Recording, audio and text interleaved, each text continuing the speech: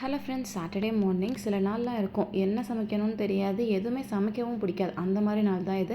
Because idli dosa batter எல்லாம் காலியாக போச்சு. அதனால நைட்டே அரிசியை ஊற வச்சுட்டு மார்னிங் எழுந்திரிச்சோடனே உளுந்து மட்டும் அலசி ஊற வச்சாச்சு.